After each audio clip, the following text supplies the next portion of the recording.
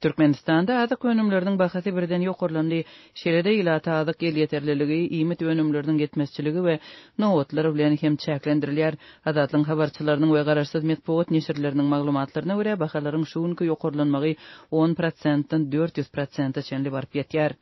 Bahalaryň ýokurlanmagy ilki bilen çörege degişli boldy. Döwlet dukanlarynda çöregiň subsidiýalenen bahasy 60 teňgeden 2,5 manada ýetip birnäçe hisse ýokurlandy. Dukanlaryň köpesinde çörek hutşy bahadan satylýar. Habarçylaryň söýlerine görä, käbir dukanlarda satyjylar 16 fevraldan soň öňki bahalaryň doly ýatyryljakdygyny habar beripdir.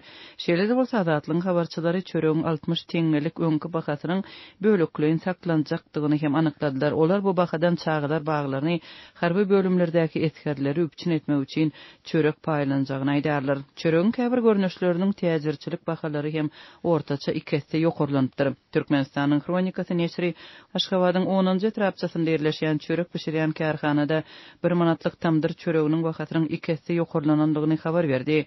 Türkmen News neşri Aşgabatdaky döwlet dukanlarynyň bir hepde bäri tamdyr çöregini 1 manatdan satmaýandygyny habar berdi. Muňa derek müşterilere peçlerde pişirilen 2,5 manatlyk çörek ýa-da şol bir bahadan bu hanka çöregi hödürlenýär diýip neşir berýär.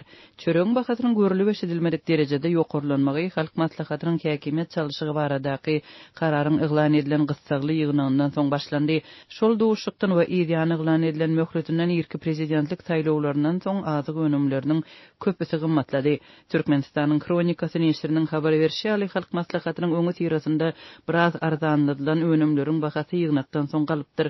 11-nji 12-nji fevral günlerinde bazarlarda we hususy dukanlarda 1 kilo kartoşkanyň bahasy 5 manat, pomidor we hyýar ýaly gök önümleriniň bahasy 5-6 manat we sigaretiniň 1 kilogramy 65 manat bolan bolsa ýygnakdan soň kartoşkanyň bahasy 9 manada, hyýaryň we pomidoryň bahasy 12-13 manada, sigaretiniň bahasy bolsa 70 manada çenli ýokurlanypdyr. Süýt önümleri hem gymmatlapdyr. Bahalaryň häzirki ýokurlanmagy 2017-nji ýyldan bäri dowam edýän krizis şertlerinde ýaşaýan ýylatyň aglab we köpçüliginiň ýagdaýyny ýene agyrlaşdyrýar.